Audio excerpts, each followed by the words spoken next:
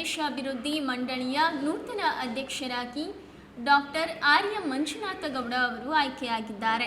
ನೂತನವಾಗಿ ಆಯ್ಕೆಗೊಂಡ ನಂತರದಲ್ಲಿ ಮೊದಲ ಬಾರಿ ಪತ್ರಿಕಾಗೋಷ್ಠಿ ನಡೆಸಿ ಮಲೆನಾಡು ಪ್ರದೇಶ ಅಭಿವೃದ್ಧಿ ಮಂಡಳಿಯ ರಚನೆ, ಮಂಡಳಿಯ ಸದಸ್ಯರ ವಿವರ, ಕಾರ್ಯಕ್ರಮಗಳ ಅನುಷ್ಠಾನ ಮತ್ತು 2023-24ನೇ ಸಾಲಿನ ಸರ್ಕಾರದಿಂದ ಹಂಚಿಕೆಯಾದ ಅನುದಾನದ ವಿವರಗಳನ್ನು ಪತ್ರಿಕಾಗೋಷ್ಠಿ ನಡೆಸಿ ಮಾಹಿತಿ ನೀಡಿದರು. ಮಲೆನಾಡು ಅಭಿವೃದ್ಧಿ ಮಂಡಳಿಯ ಅಧ್ಯಕ್ಷನಾಗಿ ಮೊದಲನೆಯ ಪತ್ರಿಕಾ ಮಾಧ್ಯಮ ಗೋಷ್ಠಿ ಇದು. ಒಂದು ಬಹಳ ದೊಡ್ಡ ಜವಾಬ್ದಾರಿಯನ್ನು ಸನ್ಮಾನ್ಯ ಡಿ.ಕೆ. ಶಿವಕುಮಾರ್ ಅವರು ಮತ್ತು ಸನ್ಮಾನ್ಯ ಸಿದ್ದರಾಮಯ್ಯನವರು ಮುಖ್ಯಮಂತ್ರಿಗಳು ಮತ್ತು ಉಪಮುಖ್ಯಮಂತ್ರಿಗಳು ಹಾಗೆ ಕಾಂಗ್ರೆಸ್ ಪಕ್ಷ ವಿಶೇಷವಾಗಿ ಒಂದು ಹೊಸ ಯೋಜನೆಯನ್ನು ಸಿದ್ಧ ಮಾಡಿದ್ದಾರೆ. ನಾನು ಅದನ್ನು ಮಾನ್ಯ ಮುಖ್ಯಮಂತ್ರಿ ಸಿದ್ದರಾಮಯ್ಯನವರಿಗೆ ಮತ್ತು ಉಪಮುಖ್ಯಮಂತ್ರಿ ಡಿ.ಕೆ. ಶಿವಕುಮಾರ್ ಅವರಿಗೆ ಅಭಿನಂದನೆ ಮಾಡೋದ್ರ ಜೊತೆ ಕೃತಜ್ಞತೆಯನ್ನು ಹೇಳೋದ್ರ ಜೊತೆಗೆ ನಮ್ಮ ಮಂಡಳಿಯ ಆರ್ಥಿಕ ಸ್ಥಿತಿಗತಿಗಳನ್ನು ಹಾಗೆ ಹೇಗೆ ಈ ಸುಮಾರು 74 ತಾಲೂಕುಗಳು 13 ಜಿಲ್ಲೆ 65 ವಿಧಾನಸಭಾ ಶಾಸಕರು 21 ವಿಧಾನ ಪರಿಷತ್ತಿನ ಶಾಸಕರು 12 ಲೋಕಸಭಾ ಸದಸ್ಯರು ಸುಮಾರು 13 ಜಿಲ್ಲಾಧಿಕಾರಿಗಳು 13 ಸಿಇಒಗಳು ಜಿಲ್ಲಾ ಪಂಚಾಯಿತಿ 10 ಜನ ನಾಮನಿರ್ದೇಶಿತ ಸದಸ್ಯರುಗಳು ಒಟ್ಟಾರೆಯಾಗಿ 135 ನಮ್ಮ ಸದಸ್ಯರ ಸಂಖ್ಯೆ ಆಗ್ತದೆ.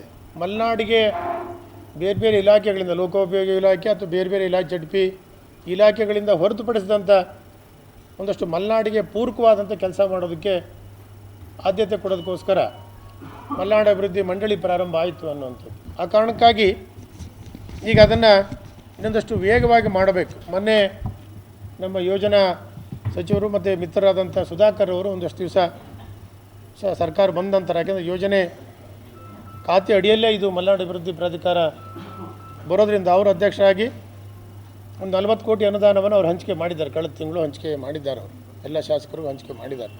ಈಗ ಮತ್ತೊಂದು ಬಡ್ಜೆಟಿಗೆ ಬಂದಿದೆ. ಬಡ್ಜೆಟಲ್ಲಿ ನಮಗೆ ಅನುದಾನವನ್ನು ಇಟ್ಟಿದ್ದಾರೆ ಮುಖ್ಯಮಂತ್ರಿಗಳು.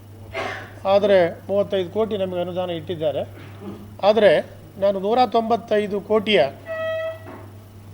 ನಬಾರ್ಡಿಗೆ, ಸರ್ಕಾರಕ್ಕಲ್ಲ, ಸರ್ಕಾರದ ಮೂಲಕ ನಬಾರ್ಡಿಗೆ ಅನುದಾನವನ್ನು ಕೇಳುವಂಥ 195 ಕೋಟಿ. ಯಾಕೆ ನಿಮಗೆ ಗೊತ್ತಿದೆ, ನಬಾರ್ಡು ಇರುವಂಥದ್ದು ಗ್ರಾಮೀಣ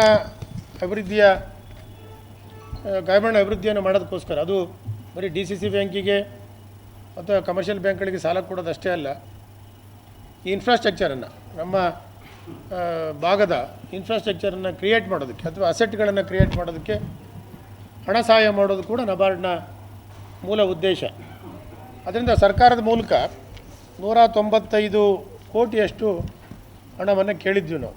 ಒಂದು ಹೊಸ ಈ ಮಲೆನಾಡು ಅಭಿವೃದ್ಧಿ ಮಂಡಳಿಗೆ ಏನು ಸ್ಥಾಪನೆ ಆಯಿತು ಅದಕ್ಕೆ ಪೂರಕವಾದಂಥ ಕೆಲಸ ಮಾಡಿದಂಗೆ ಆಗುತ್ತೆ ಅನ್ನುವಂಥ ಒಂದು ವಿಚಾರ ನಮ್ಮ ಮುಂದಿದೆ.